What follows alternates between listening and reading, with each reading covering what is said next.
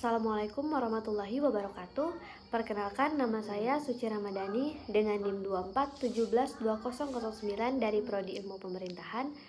Saya akan menjelaskan materi mengenai pengembangan sumber daya manusia sebagai pemenuhan tugas ujian akhir semester mata kuliah Teori Pembangunan. Nah, di dalam pengembangan sumber daya manusia ini terdapat beberapa aspek yang sebagai implementasi pembangunan berkelanjutan. Salah satunya adalah pengentasan kemiskinan.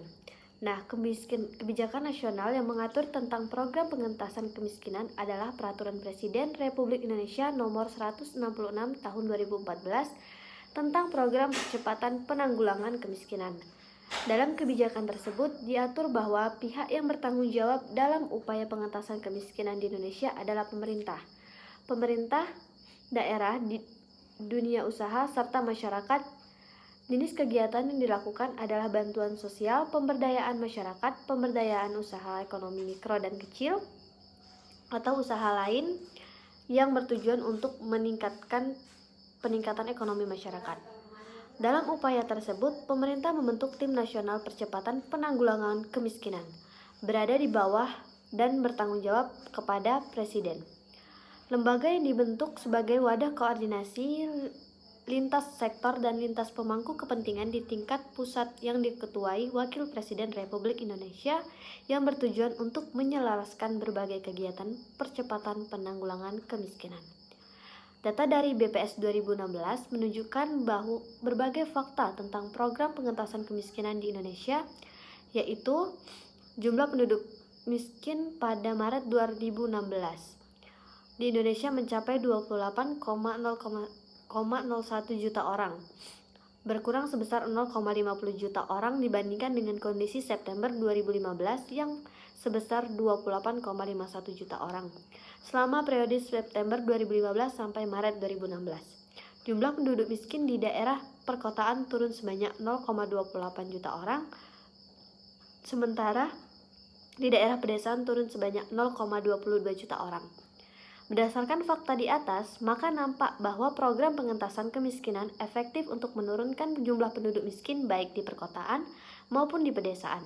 Program penanggulangan kemiskinan yang dilakukan oleh pemerintah Republik Indonesia terbagi atas 3 kelompok atau 3 klaster yang dikelola oleh berbagai kementerian dan lembaga pemerintah.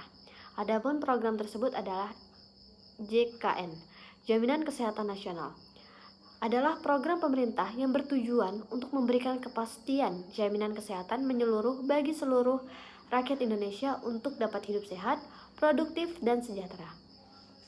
Program Keluarga Produktif yang menerbitkan Kartu Keluarga Sejahtera atau KKS adalah kartu yang diterbitkan oleh pemerintah sebagai penanda keluarga kurang mampu.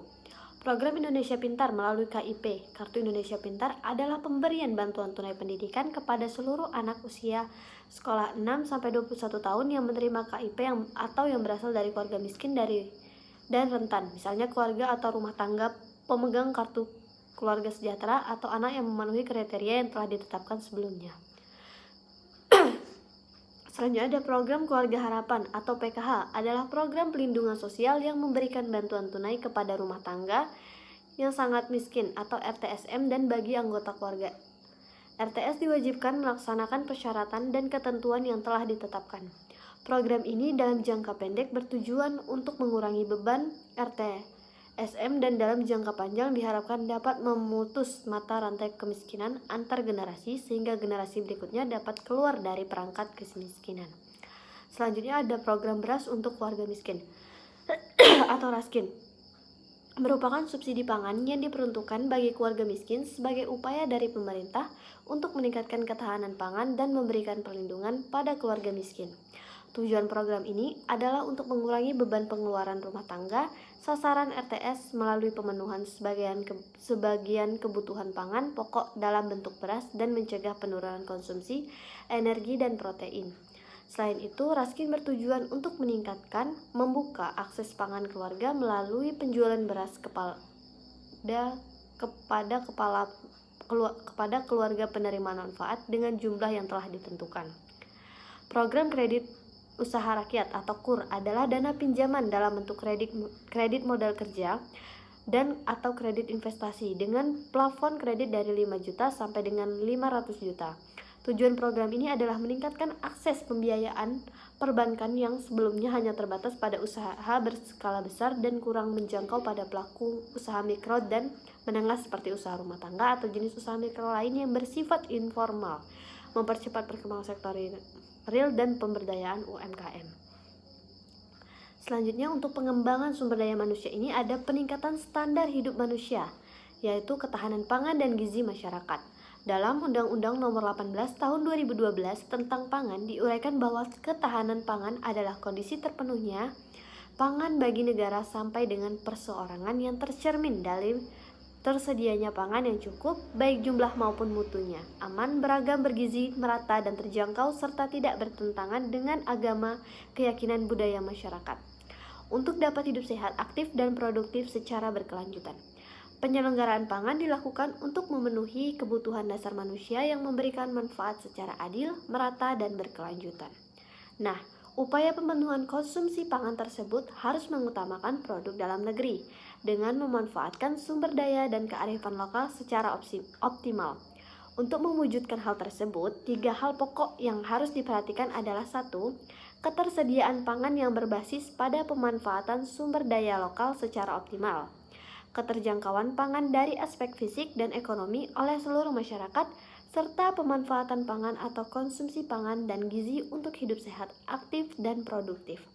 Perwujudan ketersediaan pangan yang berbasis pada pemanfaatan sumber daya lokal secara optimal dilakukan dengan penganekaragaman pangan dan pengutamaan produksi pangan dalam negeri. Pewujudan keterjangkauan pangan dari aspek fisik dan ekonomi dilakukan melalui pengelolaan stabilisasi pasokan dan harga pangan pokok, pengelolaan cadangan pangan pokok, dan pendistribusian pangan pokok. Pemanfaatan pangan atau konsumsi pangan dan gizi akan menghasilkan sumber daya manusia yang berkualitas sebagai salah satu faktor penentu keberhasilan pembangunan. Hal itu dilakukan melalui pemenuhan asupan pangan yang beragam, bergizi, seimbang, serta pemenuhan persyaratan keamanan pangan, mutu pangan, dan gizi pangan. Kondisi ketahanan pangan Indonesia tahun 2016 meningkat. Data Global Food Security Index atau GFSI menunjukkan ketahanan pangan Indonesia tahun 2016 berada di peringkat ke-71 dari 113 negara.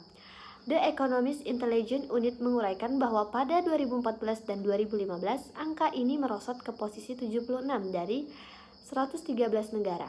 Perbaikan mulai nampak di tahun 2016. Selanjutnya, untuk pengembangan sumber daya manusia, ada juga peningkatan derajat kesehatan. Derajat kesehatan merupakan indikator dari keberhasilan pembangunan kesehatan yang ditandai dengan moralitas, mobilitas, dan status gizi. Secara rinci, pembangunan kesehatan dapat kita lihat seperti indikator pelayanan kesehatan, sumber daya kesehatan, manajemen kesehatan, dan kontribusi sektor yang terkait. Keadaan lingkungan, perlingkungan perilaku hidup masyarakat, mutu pelayanan kesehatan. Ada mortalitas, mobilitas, dan status gizi. Mortalitas atau tingkat kematian ditandai dengan jumlah kematian ibu, jumlah kematian bayi, dan usia harapan hidup. Tingkat kematian bayi masih merupakan salah satu masalah prioritas bidang kesehatan ibu dan anak di Indonesia. Berdasarkan hasil sementara survei penduduk antar sensus atau SUPAS tahun 2015, angka kematian bayi di Indonesia mencapai 22 per 1000 kelahiran hidup dan angka kematian balita mencapai 26 per 1000 kelahiran hidup. Nilai ini menunjukkan bahwa target MDGs yaitu AKB tahun 2015 sebesar 23 per 1000 kelahiran hidup belum tercapai. Angka kematian ibu merupakan salah satu indikator untuk melihat derajat kesehatan perempuan. Angka kematian ibu juga merupakan salah satu target yang ditentukan dalam tujuan pembentukan milenium, yaitu tujuan kelima yang meningkatkan kesehatan ibu, di mana target yang akan dicapai sampai tahun 2015 adalah mengurangi sampai 3/4 resiko jumlah kematian ibu. United Nations Development Program tahun 2015 meluncurkan kajian Human Development Report 2015 bahwa indikator maternal mortality, kematian ibu melahirkan Indonesia, berada pada posisi 190 kematian per 100.000 kelahiran. Pemerintah melalui survei demografi dan kesehatan Indonesia 2015 menyebut AKI di Indonesia masih 359 per 100.000 kelahiran. Uraian data mortalitas tersebut menunjukkan bahwa target tingkat mortalitas di Indonesia belum tercapai. Morbiditas adalah keadaan sakit, terjadinya penyakit atau kondisi yang mengubah kesehatan dan kualitas hidup. Morbiditas atau angka tingkat sakit mempunyai peranan penting yang lebih penting dibandingkan dengan angka kematian. Angka kesakitan yang tinggi dan angka mempengaruhi meningkatnya angka mortalitas. Jumlah kejadian penyakit sangat terkait dengan kondisi sosial ekonomi masyarakat. Tingkat morbiditas dan mortalitas berbeda pada setiap kelompok umur. Morbiditas dan mortalitas dipengaruhi oleh penyakit seperti penyakit menular, penyakit tidak menular, dan kecelakaan.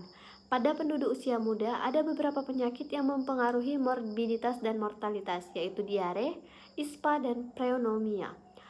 Pada petunjuk usia produktif, ada beberapa penyakit yang mempengaruhi morbiditas, yaitu penyakit jantung, TBC, hipertensi, dan kecelakaan lalu lintas. Dan pada penduduk usia lanjut, banyak ditemui penyakit degeneratif. Upaya untuk mencegah meningkatnya mortalitas dan morbiditas serta mendukung peningkatan status gizi masyarakat, maka pemerintah menyediakan kesehatan yang handal. Selain itu, manajemen kesehatan pada setiap daerah dan kontribusi sektor terkait akan dapat menghasilkan derajat kesehatan yang baik.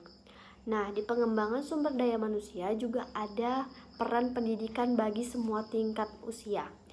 Kebijakan pendidikan di Indonesia diatur dalam Undang-Undang Nomor 20 Tahun 2003 tentang Sistem Pendidikan Nasional. Dalam kebijakan tersebut diungkapkan bahwa sistem pendidikan nasional harus mampu menjamin pemerataan kesempatan pendidikan, peningkatan mutu, serta relevansi dan efisiensi manajemen pendidikan untuk menghadapi tantangan sesuai dengan tuntutan perubahan kehidupan lokal, nasional, dan global.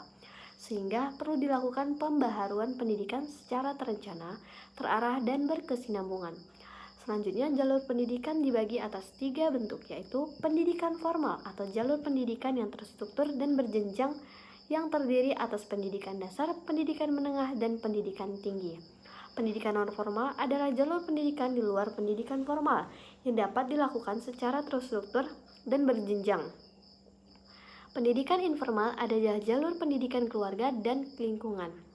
Indikator pendidikan di Indonesia ditandai dengan angka partisipasi sekolah, yaitu proporsi dari semua anak yang masih sekolah pada suatu kelompok umur tertentu terhadap penduduk dengan kelompok umur yang sesuai.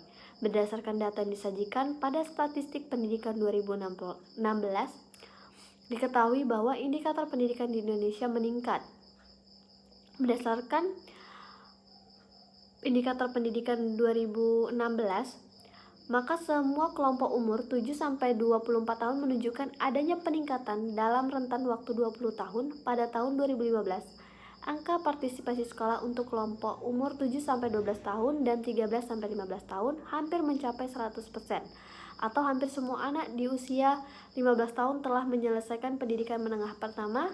Pada kelompok umur 19-24 tahun, angka partisipasi sekolah hanya bersekitar 21%, atau pada kelompok umur 24 tahun hanya 20% mengenyam pendidikan tinggi. Nah, pengembangan sumber daya manusia juga bisa dilakukan dengan pengembangan modal sosial. Modal sosial merupakan salah satu penunjang keberhasilan pembangunan. Tujuan pembangunan untuk mensejahterakan rakyat dapat dicapai jika terdapat simpati dan kepercayaan masyarakat terhadap pemerintah. Dukungan masyarakat tersebut secara kolektif terbentuk melalui hubungan sosial antar individu. Dengan demikian, pola sosial yang bersifat asosiatif merupakan modal sosial. Modal sosial tumbuh di dalam suatu masyarakat yang di dalamnya berisi nilai dan norma, serta pola-pola interaksi sosial dalam mengatur kehidupan keseharian anggotanya. Di dalam proses perubahan dan upaya mencapai tujuan tersebut, masyarakat senantiasa terikat pada nilai-nilai dan norma-norma yang digunakan sebagai acuan bersikap. bertindak dan bertingkah laku, serta berhubungan atau membangun jaringan dengan pihak lain. Beberapa acuan nilai dan unsur yang merupakan roh modal sosial antara lain sikap yang partisipatif, sikap yang saling memberi dan menerima, saling percaya mempercayai dan diperkuat oleh nilai-nilai dan norma-norma yang mendukungnya. FU 2004 mengemukakan bahwa modal sosial berhubungan positif dengan kesejahteraan ekonomi, pembangunan regional, aksi bersama, dan pemerintah yang demokratis. Selanjutnya, Supano 2011 menguraikan unsur-unsur pokok dalam modal sosial meliputi partisipasi dalam suatu jaringan, reciprocity, trust, norma sosial, nilai-nilai, serta tindakan yang proaktif. Dalam suatu kelompok atau jaringan, maka partisipasi antar anggotanya dibangun atas dasar kesamaan, orientasi, dan tujuan. Semakin tinggi partisipasi yang dibentuk, maka semakin kita pula jaringannya dan modalnya sosial yang tercipta lebih berkualitas. Reciprocity mengandung pengertian adanya kecenderungan saling tukar kebaikan antar individu. Hal ini sesuai dengan sifat dasar manusia yang memiliki kelebihan dan kelemahan, sehingga dalam kehidupannya pasti membutuhkan bantuan orang lain. Selain itu, manusia memiliki semangat untuk membangun dan mementingkan kepentingan orang lain. Trust atau rasa percaya merupakan bentuk keinginan untuk mengambil resiko dalam hubungan sosial yang didasari perasaan yakin bahwa yang lain akan melakukan sesuatu seperti yang diharapkan dan akan bertindak dalam suatu pola tindakan yang saling mendukung dan tidak merugikan diri dan kelompoknya.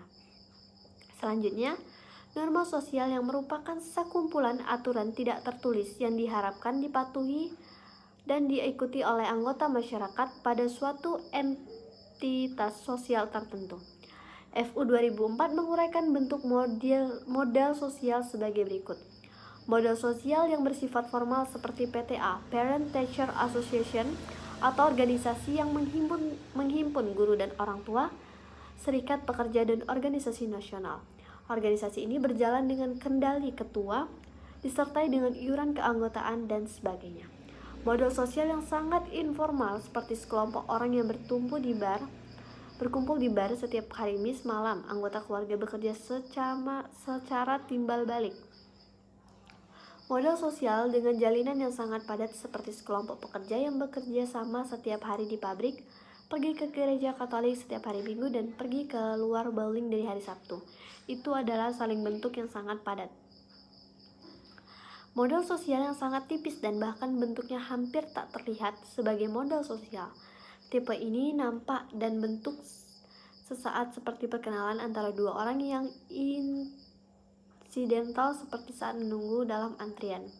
Pembangunan di Indonesia mengembangkan berbagai bentuk modal sosial seperti timbulnya kelembagaan formal baik organisasi politik, organisasi keagamaan maupun organisasi kemasyarakatan. Selain itu, pengembangan interaksi sosial bersifat asosiatif juga dikembangkan dengan penyediaan ruang-ruang publik di perkotaan seperti taman kota dan lapangan hijau.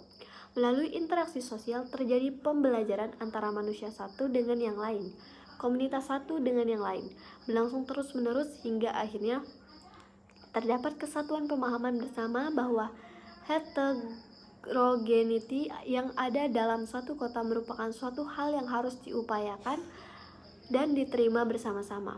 Rothenberg and Donat 1993 menguraikan bahwa kehidupan masyarakat perkotaan terbentuk dari pengalaman hidup dan kegiatan sosialisasi pada masyarakat perkotaan yang heterogen. Muncul kebudayaan yang tidak berasal dari kebudayaan asal mereka. Penduduk kota yang sangat padat dan terkonsentrasi dapat dengan mudah saling tukar-menukar pendapat dan pengetahuan. Demikian pula pada pertumbuhan aktivitas ekonominya dengan interaksi sosial pada ruang yang terbuka juga menunjukkan bahwa perubahan sosial. Nah, selanjutnya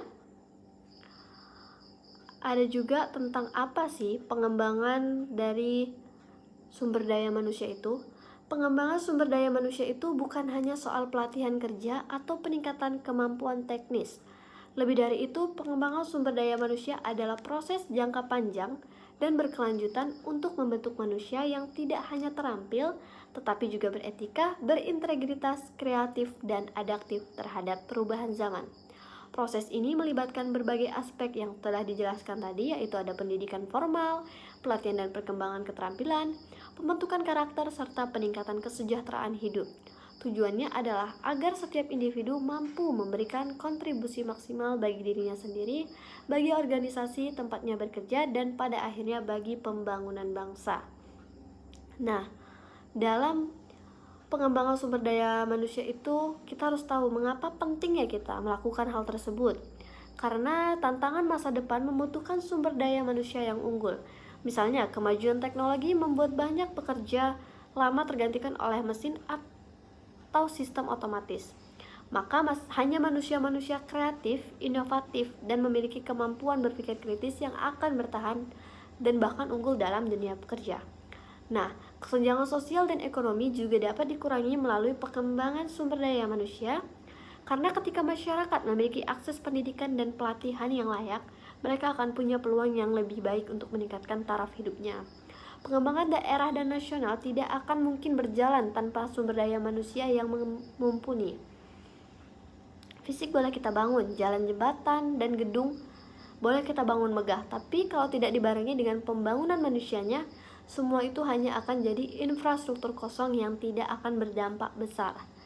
Lalu di dalam pengembangan sumber daya manusia itu kita dapat melakukan beberapa cara yang kemungkinan bisa efektif. Seperti yang sudah dijelaskan pertama tadi, ada pengembangan pendidikan berkualitas dan merata. Pendidikan adalah pondasi utama. Pemerintah harus menjamin akses pendidikan yang berkualitas, mulai dari tingkat dasar hingga perguruan tinggi. Bukan hanya itu, pendidikan juga harus relevan dengan kebutuhan zaman. Kurikulum harus fleksibel, mendorong kreativitas dan berpikir kritis, serta membekali siswa dengan keterampilan praktis yang bisa langsung digunakan di dunia kerja. Yang kedua, ada pelatihan dan pengembangan kompetensi. Selain pendidikan formal, pelatihan kerja dan pengembangan keterampilan juga sangat penting, terutama untuk menjawab kebutuhan pasar kerja yang terus berubah. Program-program pelatihan berbasis industri, magang, dan sertifikasi keahlian sangat penting untuk menjembatani dunia pendidikan dengan dunia kerja. Yang ketiga, ada peningkatan kesejahteraan dan lingkungan kerja. Pengembangan sumber daya manusia tidak bisa dilepaskan dari lingkungan kerja yang sehat dan produktif. Nah, perusahaan dan instansi harus menciptakan suasana kerja yang mendorong pertumbuhan pribadi dan profesional pegawainya. Dengan cara upahnya yang layak, jaminan sosial, kesempatan pengembangan, karir, semua itu merupakan bagian dari ekosistem pengembangan sumber daya manusia. Nah, selanjutnya ada juga nomor 4, pemanfaatan teknologi dan digitalisasi. Di era digital yang sangat pesat ini, teknologi bisa menjadi alat yang sangat kuat untuk pengembangan sumber daya manusia. E-learning, pelatihan daring, kursus online, semua bisa memperluas akses pendidikan dan pelatihan, bahkan hingga ke pelosok negeri. Yang kelima, ini adalah pembangunan karakter dan etika. Terakhir yang tak kalah penting ini, pengembangan sumber daya manusia juga harus menyentuh sisi karakter. Kita butuh manusia yang tidak hanya cerdas, tetapi jujur, disiplin, pekerja keras, dan peduli terhadap sesama. Nilai-nilai moral dan budaya harus tetap menjadi bagian dari proses pembangunan manusia Indonesia. Nah, kita ambil salah satu studi kasus atau contoh tantangan dan peluang pengembangan sumber daya manusia yang ada di Tanjung Pinang. Nah, kalau kita lihat lebih dekat kan, misalnya di Tanjung Pinang ini merupakan ibu kota provinsi Kepulauan Riau.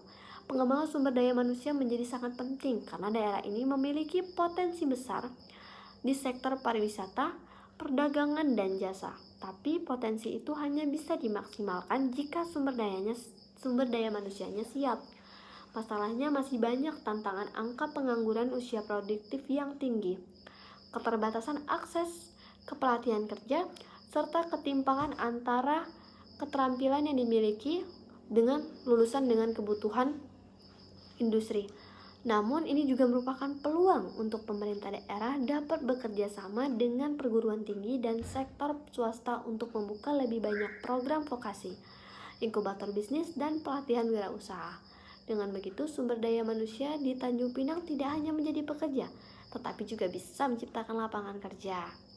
Nah, Selanjutnya itu kita harus tahu teman-teman, pengembangan sumber daya manusia bukanlah proyek 1-2 tahun. Ia adalah investasi jangka panjang. Jika kita tidak bisa melihat hasilnya besok atau minggu depan, tapi 10 atau 20 tahun ke depan, bangsa ini akan berdiri kokoh jika manusianya unggul.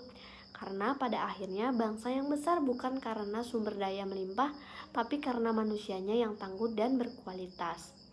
Nah, selanjutnya kita tuh harus bisa mengembangkan menjadi manusia yang memiliki sumber daya yang maju dan mampu berdaya saing dengan dunia luar.